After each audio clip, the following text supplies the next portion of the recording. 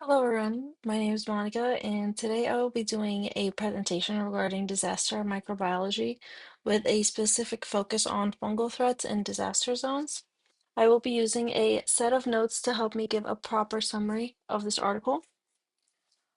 Starting with our first question, what is a disaster microbiology and how does it differ from a traditional microbiology? Disaster microbiology is a growing field that studies how natural and human-caused disasters such as floods, hurricanes, droughts, and wars change microbial communities in a way that can harm the environment and human health. As described by Smith and Caderdevil, this area of research looks at how disasters cause microbes to move, adapt, and evolve. When disrupts the environment, microbes don't vanish, they just adjust to changes, and some may even become more powerful. Um, this approach is different from traditional microbiology, which usually focuses on studying microbes in steady controlled settings like labs, hospitals, or a stable ecosystem. Disaster microbes, on the other hand, examines how microbes react to sudden extreme changes. It looks at how entire microbial communities shift rather than focusing on an individual species. Overall, the disaster microbiology is not just about spotting harmful microbes, it's about understanding how disasters reshape microbial ecosystems in ways that affect human health, food safety, and environmental recovery.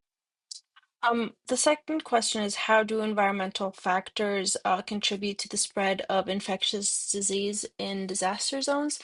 Environmental disturbances such as floods, hurricanes, and war significantly contribute to the spread of infectious disease by creating conditions that support microbial growth, exposure, and transmission.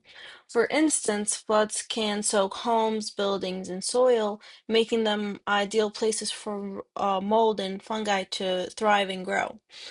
After events like Hurricane Katrina and Hurricane Maria, many people were exposed to fungal spores and toxins in the air, which led to a lot of respiratory problems, even in people who were perfectly healthy prior to that.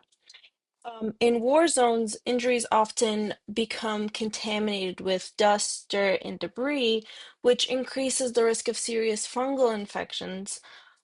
These problems are made worse by damaged infrastructure, lack of clean water, overcrowded shelters, and delays in getting medical care. All of these factors combined turn microbial risks into a serious public health crisis, which are often overlooked during the rush to recover from these disasters. Another question is, who are the most common bacterial pathogens associated with disaster zones and how do they affect human health? Although the reading mainly highlighted fungal infections, it's also important to recognize that disaster zones greatly raise the risk of bacterial infections. Common bacteria include, and excuse how I will be pronouncing these, I think they might be wrong, but Vibrio cholera, which causes cholera outbreaks in areas with contaminated floodwaters. Clostridium tetani, which leads to tetanus through wounds exposed to soil. Um,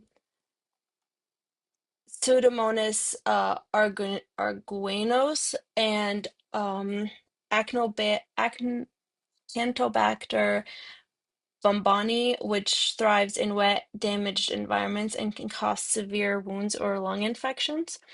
In conflict zones, antibiotic resistance bacteria like MRSA pose serious threats to injured or hospitalized individuals with open wounds. These bacteria can lead to sepsis, which can slow down healing and make treatment much harder because of drug resistance. While fungal infections are sometimes underestimated, both fungal and bacterial infections can occur together in disaster-related wounds, making the diagnosis and the treatment even more difficult, and increasing the risk of poor health outcomes. Next, we'll discuss what are the potential health risks specifically posed by fungal contamination in flooded areas, storm areas and war damaged areas. Fungal contamination is a serious but often hidden danger in disaster situations. One of the most urgent concerns is invasive fungal infection, which happens when fungal spores enter the body through open wounds um, and and the lungs, or become widespread throughout the body, and they tend to worsen quickly if not treated early by antifungal medications. Even in people without injuries, exposure to mold in flood damaged buildings can lead to health problems like asthma, bronchitis, and ongoing sinus infection. Breathing in mold spores and toxins can also cause allergic reaction or lung inflammation known as hypersensitivity pneumonitis, which may result in long-term breathing issues. What makes this worse is that the fungal infections are often mistaken for bacterial ones, especially in disaster zones, where bacterial illness are expected first. This misdiagnosis can delay proper treatment, and in serious cases, the delay can be life-threatening. Next, we'll discuss how mycotoxins in disaster environments exacerbate public health risks following a disaster. Mycotoxins can greatly increase health risks in disaster zones. Fungi often release these toxins in places with water damage or rotting organic material. People can be exposed to mycotoxins by breathing them in or through skin contact. This exposure can cause serious health problems like breathing difficulties, eye irritation, extreme tiredness, trouble thinking clearly, and a weakened immune function. Uh, these risks become even more serious when people are forced to live in mold-contaminated shelters for extended period of times after a disaster. Smith and Casavadel point out that mycotoxins can stay in homes longer after cleanup efforts have started. This continued exposure can quietly harm the health of already vulnerable individuals, leading to long-term sickness and making recovery even more challenging. Next, we'll discuss what is disaster mycology and why is it important to identify, assess, and monitor fungal contamination in disaster zones and affected communities. Disaster mycology is a subfield of disaster microbiology that focuses specifically on how fungi behave in the wake of disasters, how they grow, spread, and pose threats to human health and the environment. It's crucial to identify, assess, and monitor fungal contamination in disaster zones because fungal pathogens are persistent and are often airborne and hard to eliminate once they take hold. They don't require person-to-person transmission. They grow directly in the environment, and disaster conditions create the ideal habitat. Fungal contamination in damaged homes, shelters, and hospitals put large populations at risk, especially the immunocompromised, the elderly, and the injured. Without early detection, entire communities may suffer from chronic illness or fatal infection without understanding the source. As climate change contributes to heat global temperatures, Smith and Casadevel argue that we may also see the evolution of thermotolerant fungi that can survive at human temperature, potentially triggering future fungal pandemics. Monitoring fungal threats in disaster zone is no longer option, but rather an urgent necessity. Next, we're going to discuss ethical dilemmas in conducting microbiological research in disaster zones.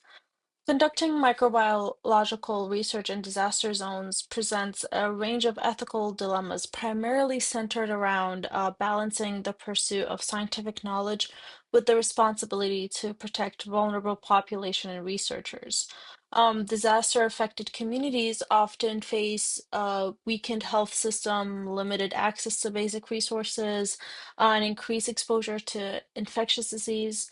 Introducing research activities into these environments can risk exploiting people in crisis if ethical safeguards are not carefully enforced. One of the major ethical concerns is informed consent. In disaster zones, individuals may be in shock, displaced, or dependent on aid, which can compromise their ability to fully understand and voluntarily participate in research. So researchers must take extra care to ensure consent is truly informed and not influenced by desperation or fear. According to Emmanuel, ethical research in such settings must be collaborative and transparent, emphasizing fairness and the prioritization of the community's well-being. Um, in conclusion, while scientific advancement is valuable, it must not come at the cost of human dignity and safety, especially those that have suffered disastrous events such as like hurricanes, war zones, floods, etc. The primary ethical responsibility should always be to protect and support the vulnerable population, ensuring that research is not only sufficiently sound, but also morally responsible.